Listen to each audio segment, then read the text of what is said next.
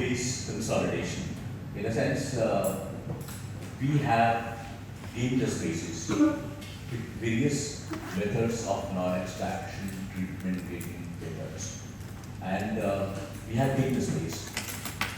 Then we have maintained the space. We saw how to maintain that. Now we have to see how to consolidate those spaces, or how to close those spaces, or how to effectively utilize those spaces to resolve our discussion. Dạ, thì đối với điều kiện không nhổ răng thì chúng ta về tạo khoảng, chúng ta đã có đã học nhiều cách tạo khoảng khác nhau, và chúng ta đã học các cách để chúng ta duy trì cái khoảng được tạo ra đó. Bây giờ chúng ta cần phải sử dụng cái khoảng đó, nấu các khoảng đó lại để dồn chặt các khoảng đó lại. Thì cái bài giảng này là cái công đoạn thứ ba, sử dụng và tận dụng cách có hiệu quả các cái khoảng đó được tạo ra.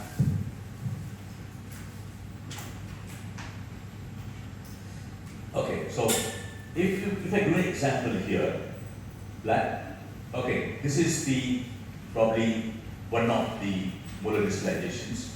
I'm again giving the example of molar crystallization because there we have gained whole lot of space as a part of non-extraction treatment modality. Dạ, thì ở đây thì chúng ta có cái xem những cái cách mà chúng ta dồn khoảng đóng khoảng lại mà cho không nhổ răng, tức là chúng ta sẽ đóng các cái kẽ này lại sau khi chúng ta tạo ra. Yeah, so here, okay, we have used the mechanics and we have the spaces all different locations spaced out posteriorly, and we have to consolidate the spaces effectively. Closure of spaces means it could be uncontrolled closure. You close the space where you can retract the incisors, you can protect the posterior teeth. Okay, the organized closure of the spaces or effective utilization of spaces will be the ones where you don't allow the posteriors to go forward, but you just retract the anterior teeth so that you can resolve the discrepancy. Yeah. Mục đích của mình là mình tạo ra khoảng để ghi các răng ở phía sau, ở phía trước và phía sau. Bây giờ cái công việc của chúng ta là làm sao để di chuyển cái đó ra phía sau có hiệu quả, hoặc là giữ cái vị trí răng cối đừng có chạy ra phía trước, vì chúng ta đã rất là tốn công sức để chúng ta đi xa răng cối. Thì làm sao có một cái cách đóng khoảng một cách có tổ chức, không cho phép răng cối nó móc nè. Đó là cái yêu cầu của cái công đoạn này.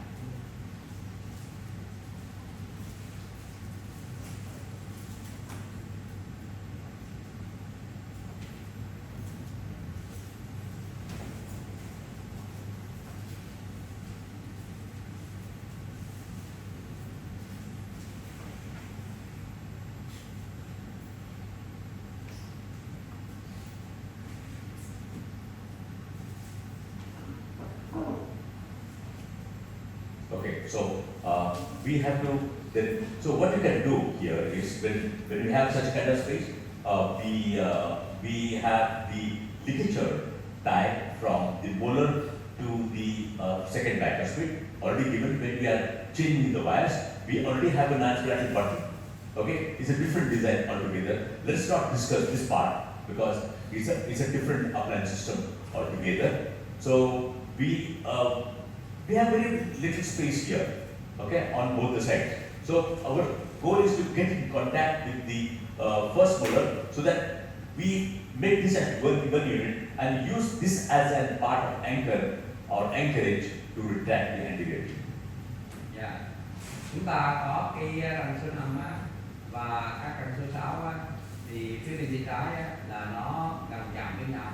Chúng ta cột chặt nó lại để nó thành là một khối. Chúng ta có cái khung nam là nó được là cải tạo lại từ cái mũi xa để làm cái tăng cường lên trạng. Như vậy thì ở phía bên kia thì chúng ta phải kéo để đóng cái răng 5 lại. Bên này thì chúng ta siết chặt để cho răng 5 nó fit vào răng số 6 và răng 5 6 nó thành một cái đơn vị lên trạng, nó thêm vào đơn vị lên trạng phía sau.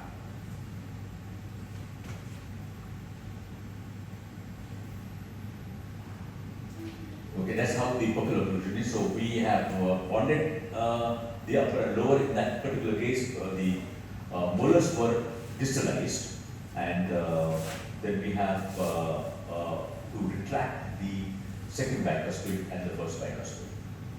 Dạ, đây là một cái hình ảnh cho thấy là tất cả một cài đã được dán. Ca này thì chúng ta di xa răng cố. Bây giờ răng cố đỡ về phía xa, đằng phải là di chuyển ra phía sau, kéo lui răng sau, các răng cố nhỏ, răng cố răng số 4 và số 5 trước mắt.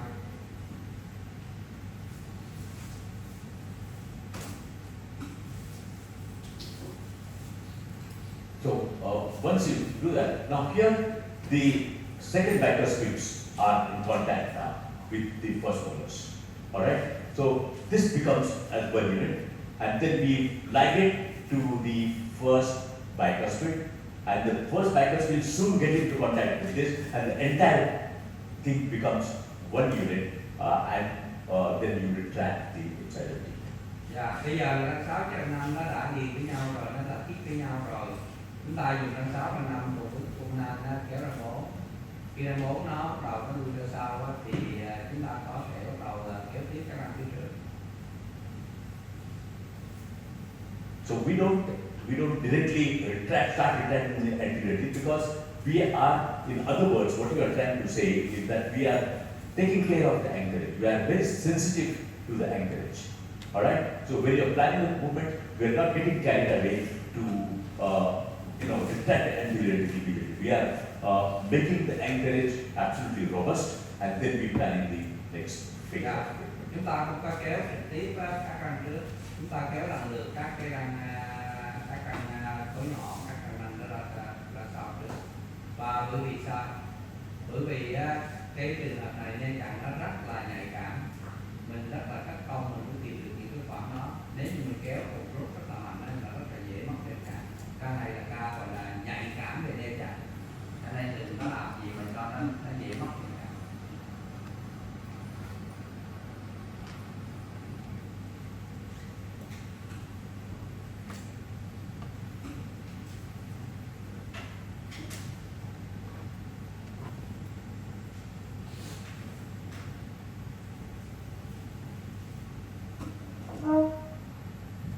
Okay, then once you do that, when you retract, as you go ahead, the teeth will get retracted, and will reinforce the anchorage and retract the anterior teeth. Also, simultaneously, you can have little bite sweeps in the upper and lower arches to keep them intruded. So these are the things we have to make sure that we try and shorten the treatment duration. Yeah. Thì sau đó thì chúng ta kéo lui xong rồi thì chúng ta có thể kéo lui răng 3 rồi kéo lui 4 răng cửa. Bằng cách đó chúng ta giữ nếp chặn và cố gắng là làm giảm cái thời gian điều trị. Yeah. And then finally, what is done is that we have the 6 by 4, 3 also in 1 unit.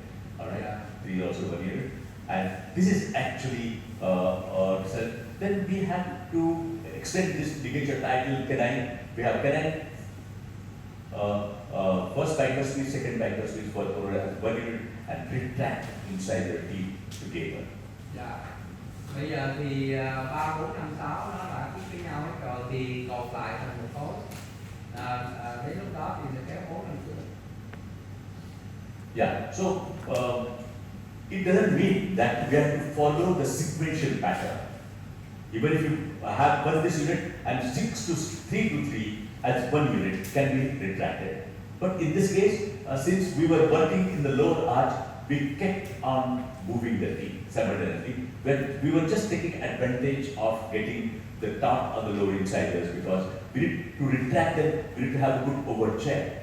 Okay, so we need to work on the lower arch. So while we were doing that, we were sequentially doing. It is not that we have to, one by one, we have to do that. Dạ. Chúng ta kéo lui là 4 răng, các răng cửa nhỏ xong rồi thì chúng ta có thể kéo 6 răng trước cùng lúc. Nhưng mà ở trong trường hợp này chúng ta vẫn đang làm việc với hàm dưới, cho nên hàm dưới nó phải chờ, hàm trên phải chờ hàm dưới. Chính vì vậy chúng ta để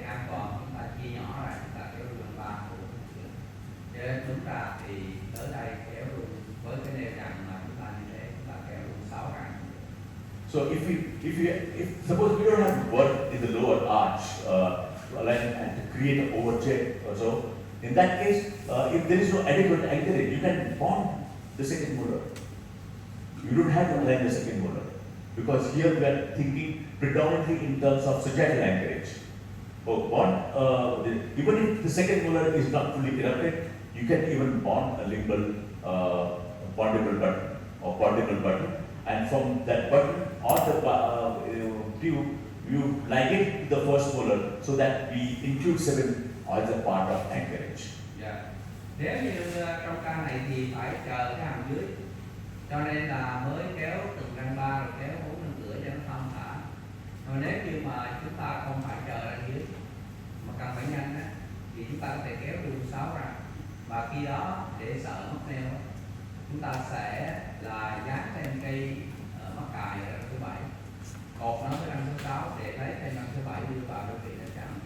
Nếu răng số 7 nó mọc chưa hoàn toàn, mình dán cũng nút vào đây răng số 7 ở ngoài và cũng cột vào cái răng số 6 thì để tạo đây chậm, và có thể mình kéo luôn nguyên khối 6. Yeah. So what you need to do is to this is what you have to do is to understand the principles involved in space consolidation. There is no fixed format. Okay. This I told you in this particular case, but we may have another approach or another method in another case, but using the same principles. There may be a situation where we have the first molar, but premolars are also retracted over a period of time. So we don't have to retract the premolars. There may be a situation where premolar is not retracted at all. There is too much of gap between the premolar and the first molar. Alright? So these are the various situations, and using these principles, you can customize your space consolidation phase. Chúng ta cần phải nắm cái nguyên tắc chung của cái việc mà kéo đuôi đóng khoảng dồn khoảng lại sau khi mà đã trong điều kiện của ra. Không có một cái format, không có một cái dạng thức cố định nào cho tất cả các ca. Mỗi ca là có thể có một cách tiếp cận, một phương pháp khác nhau, nhưng cái nguyên lý nó giống như nhau. Chúng ta có rất nhiều cái tình huống lâm sàng khác nhau sau khi mình đã tạo ra khoảng. Nhưng nguyên tắc chung là làm gì? Phải sử dụng cái khoảng đó một cách hiệu quả. Mà sử dụng các khoảng đó cái hiệu quả là không cho cái răng cố chạy ra trước, là sao tăng cường lên chạy thôi. Tóm lại là các anh chị đã tìm được các cái khoảng để giải quyết, thì phải giữ từng cái mili khoảng đó, đừng cho nó mất này. Nguyên tắc chung là vậy, còn phương pháp tiếp cận thì tùy từng ca mình suy nghĩ sao, đứng đây tương lại. Ok. Yeah. Did you understand? Everything is clear? Dạ, mọi người có rõ không?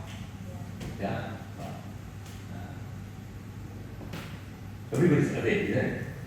Dạ, mọi người vẫn còn tỉnh ra. That's the top criteria. Dạ. Cái điều quan trọng là các chị phải tỉnh táo. Một tiếng rưỡi đồng hồ là nghĩ cũng đã ăn cả nửa tiếng ngủ tiếng là dậy sáng khoái đầu óc. Yeah. So once you retracted the anterior teeth by customers allow this, you can maintain the closure of spaces across the remaining phase of orthogonal equipment, because you'll be then stepping over to the more rigid wires. More rigid wires more dimension wires will fill up the slot more. More filling up the slot of the bracket, more expression of the built-in prescription. More expression of the built-in prescription, you may you will upright the teeth and open up the spaces. That's why you need to continue to maintain the closure of spaces throughout the remaining stage of treatment. Hệ đóng được khoảng rồi, đưa ra về vị trí đúng rồi là phải cột chặt lại, không có để cho nó mở ra lại. Bởi vì các răng có khuynh hướng là nó mở ra, cho nên là để đóng được răng nào rồi là cột lại, theo thầy này là cột lại. Và kể còn không mưa thì bỏ cái dây thép đó ra cột từ đầu đến cuối. Cột từ đầu đến cuối á, thì nó lại tiện lợi là nó ít cái mối nối, nó gọn gàng, lấy chính đồ ăn. Nhưng mà cái cột chồng hay cái gì mối, chẳng hạn như đầu tiên chúng ta cột về 6 năm, cái giờ trong 4 mình nhập vô, cái mình có thể nối với 5 với trong 4, cứ thế nối. Nhưng mà nếu như bạn nhiều cái đó quá, thỉnh thoảng là gì bực hay là cột một cái luôn tới đầu kia cho nó một sợi thôi, để cho nó gọn gàng, nó ít cái đuôi ở đây. Nhưng mà nguyên tắc là gì, là đóng được khoảng thì phải cột cho nó tách ra lại, nhất là khi các chị đi qua dây đi to đồ tiếp nó thể hiện ra là nó có thể nó mở khoảng ra. Ok, mà đã cột thì phải nhớ kiểm tra, kỳ tới á, thì phải kiểm tra coi thử hơi lỏng thì siết lại, chứ không phải là cột ban đầu là cứ thế là nó trong quá trình cái răng chuyển động nó sụt sịnh nó hay hết rồi. Nguyên tắc của consolidation là giữ chặt là như vậy. Ok. Yeah. Okay. So then switch there more rigid wires or square or rectangular wires, whatever it is, and make sure that the entire arch becomes one unit. Okay. And then you go ahead and check whether you achieve all the parameters of non-occlusion, including the 6 keys to occlusion and all parameters towards the aesthetics part, stability part, all of it. Khi mà chúng ta đóng khoảng xong á, thì coi như á, là chúng ta không còn nữa là hoàn tất là xong. Làm sao chúng ta phải thể hiện 6 chìa khóa, và cái kiếp là một chìa, các răng nó kiếp chặt với nhau là một chìa trong 6 chìa. Thì chúng ta cần phải để ý đến cái thẩm mỹ, đến độ ổn định nữa, và những cái tiêu chí khác để hoàn tất cái răng. Nhưng mà cái tiêu chuẩn là đóng kiếp lại là điều bắt buộc phải có, vì đó là một trong 6 chìa, 6 chìa khóa cho căn.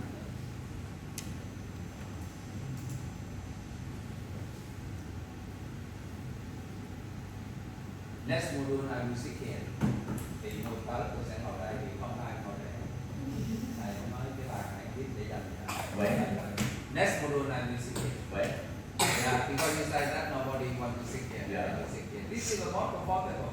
But Yeah, very comfortable. yeah. But But gì nữa? Không yeah. bị ảnh hưởng bởi ai đấy.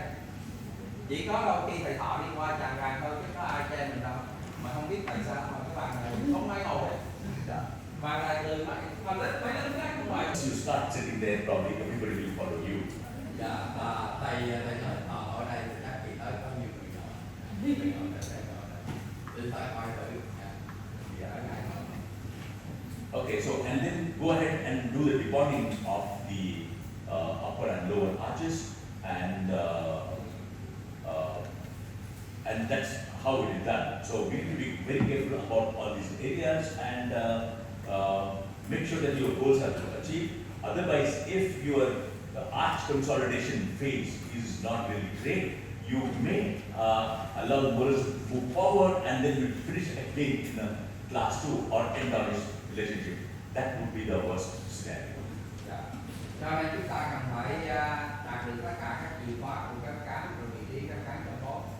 Nếu như nó biết đâu nó không được chặt, nó còn một cái khoảng hở, thì các răng nó có thể nó trượt ra phía trước, thì có khi nó không có tạo ra được các cán tốt.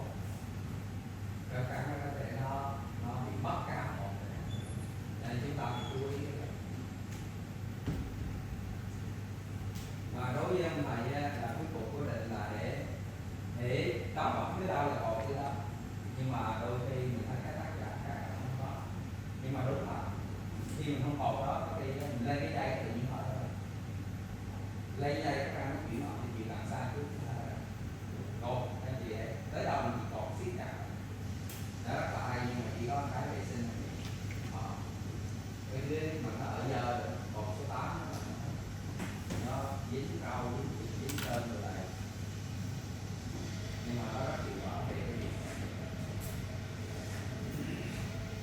Okay, so another clinical situation and very simple case, but good to understand the part of space consolidation here. Dạ. Thì thầy sẽ dẫn dắt các chị qua một ca để hiểu được cái cách mà chúng ta quan trọng của cái việc mà chúng ta nhổ khoảng, áp dụng những nguyên tắc của cái đóng khoảng làm vững chắc cái cùng. Ở đây các chị thấy họ không dùng chữ đồng mà dùng chữ consolidate. Consolidate là làm cho nó vững chắc, lại có chữ solid trong đó. Mình solid. Đoàn kết là làm cho nó khít sát chặt nhau. Okay, so that's the profile. Profile is not bad if you see. Yeah. So, profile is orthogonal and proportions are good. Everything is fine. However, the intraoral picture is very different. We have the class 1 malprecision, class 1 molars. Of course, most of the teeth are little rotated. Then we have major problem is the high level canine. That's how it is seen here. And then we have over-retained C, which is here. However, this occlusion seems to be normal, but there is no adequate space to accommodate the canine. Dạ, thì chúng ta có cái ngoài mặt là ok. Trong miệng thì tương quan răng có là 1, tương quan răng là 1, chỉ có là cái răng 3 là nó mọc cao. Là do cái răng C nó chịu rụng thôi. Chỉ cần đem răng 3 nó xuống, thiếu đụng độ mỏi rồi đó là xong. Để chúng ta coi thử chúng ta sẽ giải quyết cái này như thế nào.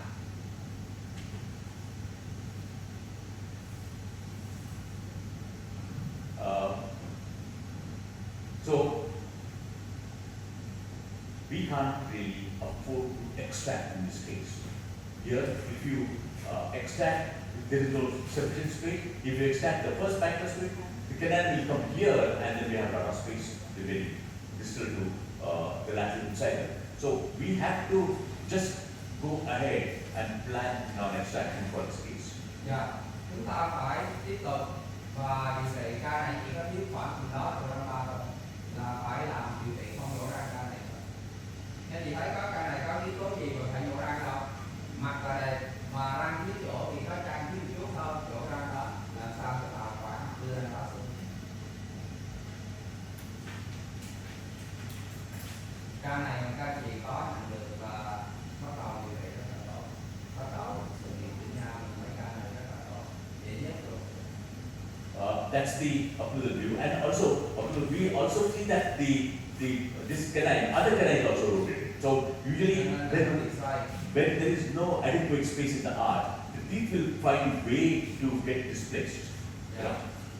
Thì còn có đủ khoảng thì các răng nó tiền đường nó bị ra, cho nên nó tiền đường ra thì nó mọc, nó hơi đẹp lại.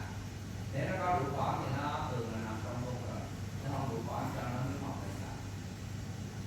The arch form also, like if you see, is more of a constricted type in the region of the first bicuspids in the upper arch, and the lower arch also the posterior teeth, right from the first bicuspid progressively towards the last two, they are more lingually inclined. Dạ. Thì ở hàm dưới các cái răng số nhỏ trở về sau á, mình nhận xét thấy thân răng nó hơi nghiêng qua phía đường. Cho nên á, là mình dựng trục đây á, là mình sẽ có mở rộng vùng răng ra. Phần trên thì ở vùng răng số nhỏ nó cũng hơi hẹp.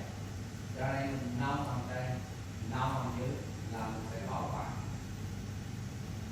Nông dưới thì chủ yếu là chỉ dựng trục ra có các răng số nhỏ răng số lớn. Yeah. So these things also are indicators for you to understand where is the option for you to create a space. Like if we say that okay, there is a restricted little arch, so we may have to develop by expanding it. So there we can develop or gain the space. If the lower teeth are lingually inclined or tip lingually, then we will upright them. Uprighting that is nothing but expansion. Alright? So all of these areas that can be taken care of and used to gain space as a part of non-extraction. Dạ. Cho nên cái này á, mình cần tìm thêm một chút khoảng và mình ngồi mình rà soát tất cả các phương thức mà tìm khoảng và đối chiếu với tình trạng của bệnh nhân thì thấy các cái răng này nó nghiêng vô trong, mình dựng trục lên là một hình thức á, nó tương tự như là năm mà thực sự nó không phải năm là đúng nghĩa của nó là răng nó bị đi kìa, hay là hàm nó bị rộng ra cái gọi là nó, nhưng mà nó dựng trục cái chu vi con răng thì dựng ngang, cái kích thước thì dựng ngang lớn, thì đó là cũng có thể giúp chúng ta có khoảng ở hàm đây đó, mình làm tròn con răng lại cho cái vùng răng của nhỏ nó đi ra nó cũng có khoảng, và tại nghĩ từ đó là đủ để chúng ta giải quyết vấn đề khoảng. Ok.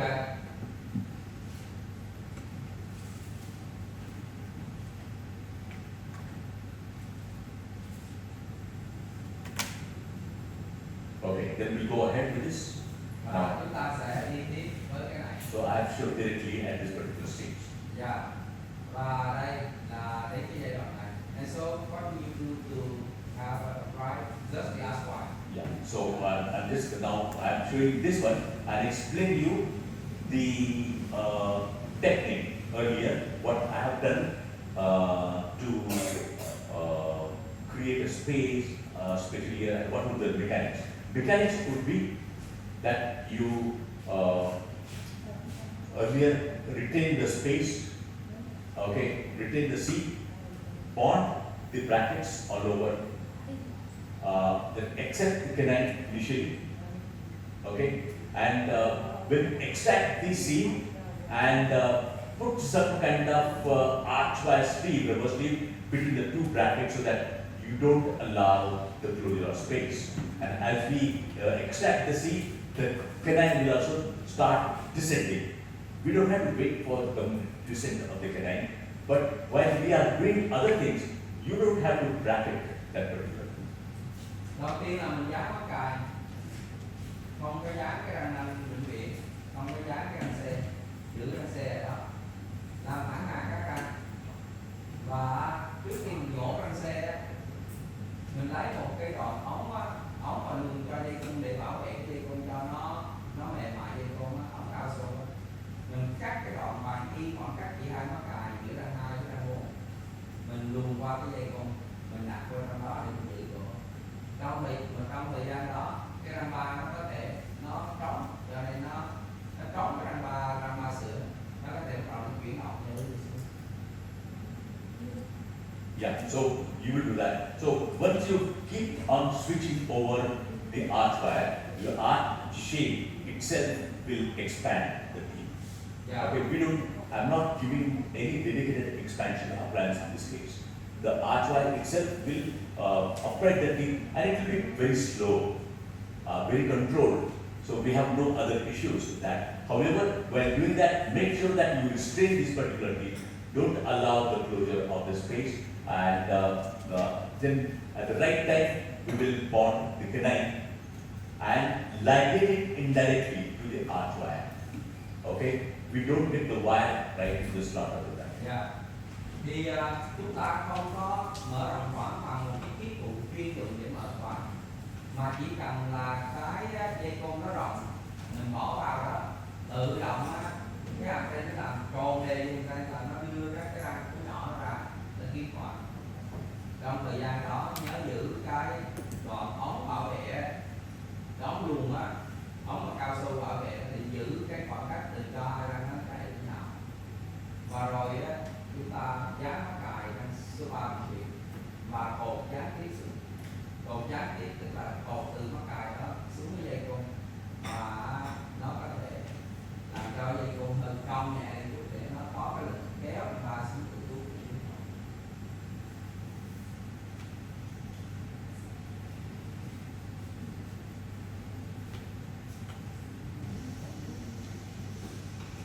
So once that is done, we will also be, đã xong rồi. there is a deep bite, we will also be giving a little sweep in the arch wire. You know, so right from the beginning, so that as we go ahead, we don't want to have dedicated individual mechanics there. Yeah. We can do that definitely, but if we are doing it in the same wire, if you keep slowly intruding the incisors, that's what I really do it. And by the time you reach the particular stage, your teeth are all intruded and ready for the bonding to the lower arch. Yeah. Chúng ta thấy cái cán bệnh nhân á, được các cổ hơi nhiều, chúng ta phải mở các cán, nhưng chúng ta không dùng một cái cơ học chuyên dụng để lúc mà trên cái dây cung đó ngay từ cái dây cung đầu tiên chúng ta vuốt, khi chúng ta đi qua được cái dây dây cứng hay dây đẹp, chúng ta vuốt đường cong spin nhẹ, chúng ta đặt vào. Nhưng mỗi kỳ mà chúng ta vuốt cứ vuốt chút là nó mở cái này. Cho nên trường hợp này là cái sau không đáng kể để chúng ta có thể chúng ta cần phải có một cây cung chuyên để cho lúc mà chúng ta vuốt đường cong spin nhẹ nhẹ. Yeah. Did you get it? Dạ, các chị nắm được không? Không Yes. phải. Dạ. Yeah. And as the tooth comes down to the goal, any kind of tooth. Now, when you are discussing a case, it is not only related to that particular case. Dạ. Some principles can be used in another legal situation also.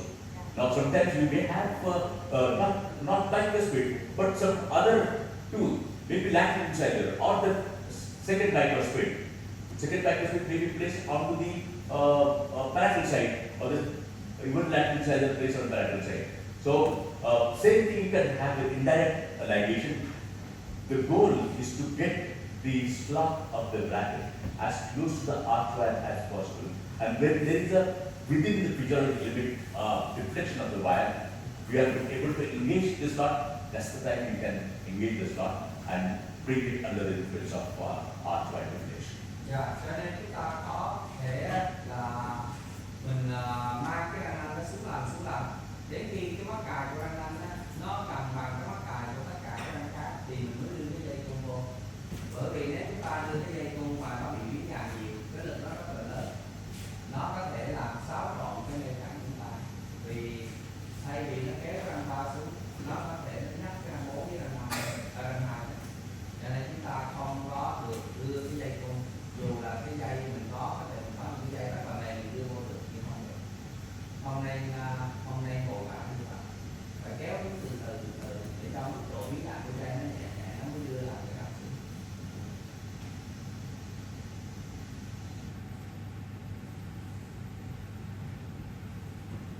Okay, so that's the whole issue, and then Đây là cái toàn bộ cái vấn đề đó là như vậy. so here you will find that the tooth is just engaged into the archway, just engaged into the Cái bracket. răng này nó đã đi xuống và mình có thể đưa vào trong dây cung được rồi. Yeah, and the space is gained by operating the teeth, expansion of the arch under the operating the posterior teeth, and then once we have tooth is come down, we still have a space here. I haven't done IPR in this case, so properly planning the tooth movements can give a lot of space, and effective utilization of space would be the key in such case. Otherwise, many times you do it and clinicians won't know whether they created the space or whether they lost the space. Alright? Because the mechanics is not precise. Dạ. Thì chúng ta có cái cách là cách điều trị để truyền khoản, rồi chúng ta dùng khoản nó một cách có hiệu quả là cái nguyên tắc của cái điều trị như thế này. Chúng ta biết rằng không cần khoản nhiều, chúng ta không cần dùng những khí cụ chuyên dụng để nâng rộng, chúng ta dùng dây côn và chúng ta nhớ giữ cái khoản mà do răng ba nó chiếm được. Khi nhổ nó ra thì phải có cái gì đó kê vô để cho răng răng nó thải xuống về rồi mang nó xuống từ từ. Nguyên tắc là vậy. Cái này là cái đơn giản nhưng mà sai lầm là nếu phải thì hay là nhổ răng ba để cho một răng dây qua là nó thành bậy bậy thế này, nó thành rất là khó khăn. Ok. Rồi. Yeah. So you do that, and then many times you have the bracket which is placed on little more gingerly will also tend to include the anterior teeth and flare. But if it's too much, then it will flare the teeth because the force levels are very high and there is no remodeling changes, time for the remodeling changes to occur. The only option in that case would be to flare the crown of the tooth because the crown is exposed. Crown is out in the oral cavity. However, the root is embedded in the bone. Root will take long time to move. Dạ. Những cái răng này mà nếu nó mọc lên cao thì việc đưa nó thăng răng vào thẳng hàng răng là dễ, nhưng mà di chuyển cái răng nó khó. Cho nên chúng ta cần phải xem xét cái yếu tố là khi làm phản hạt răng xong phải xem cái trục răng. Cái chân nó ở trong á, thì phải mang ra ngoài, cái chân ở ngoài thì phải đưa trong. Tức là mình chỉnh cái độ cột của nó đó là quan trọng. Thì chúng ta sẽ dán mắc cài cái tầm phản hạt răng thì dễ, nhưng mà đưa chân nó khó, cần phải đi với dây lớn và có thể cần phải làm sao để đưa chân ra, đó là quan trọng của những cái răng mắc cài. Yeah. And then we have the Ở đây thầy cũng đã có cái kết quả em chút nữa là đi tới nữa là các bạn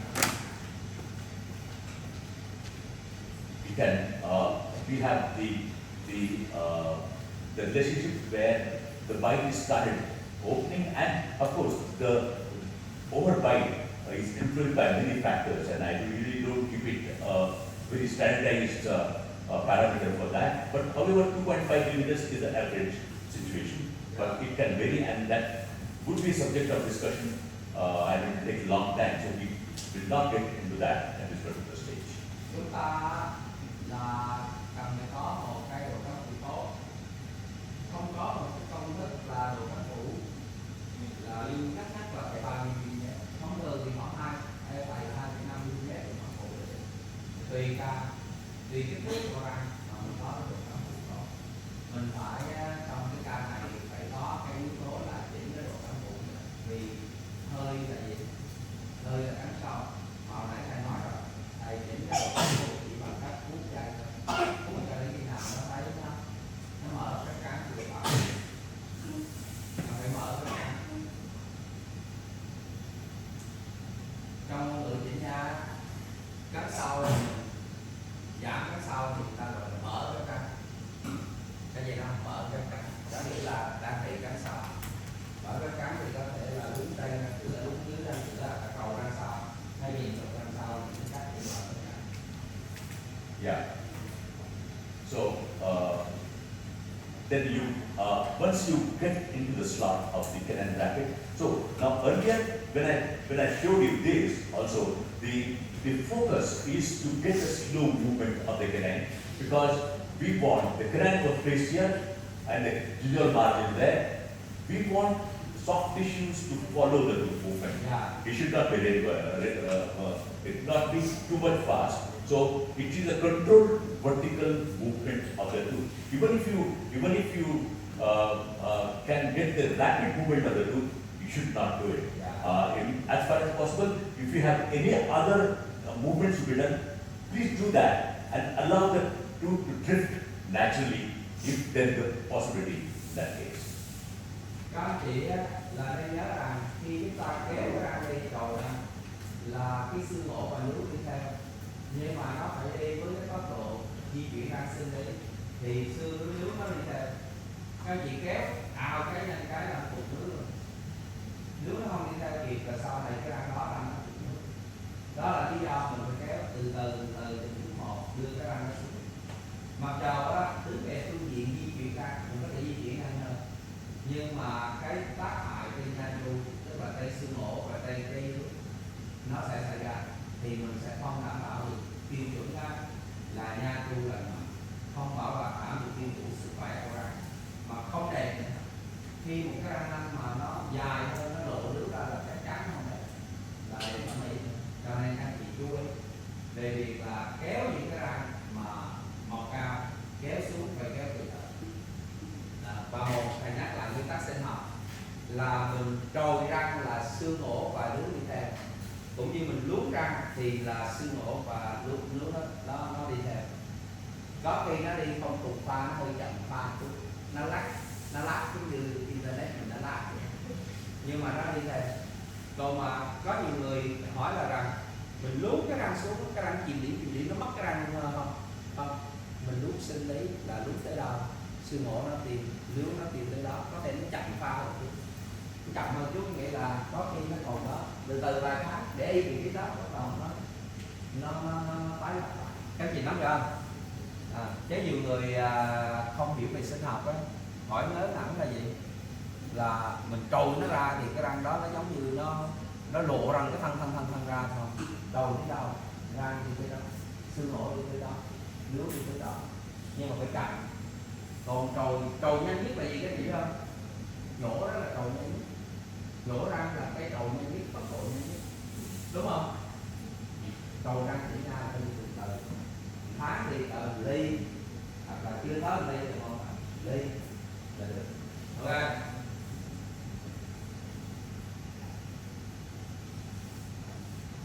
Mà tốc độ di chuyển chậm là nhờ chúng ta dùng được.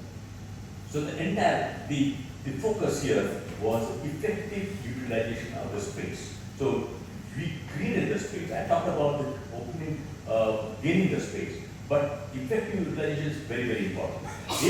If you lose any amount of space, that space, whatever residual space, will not be sufficient to accommodate this particular tooth.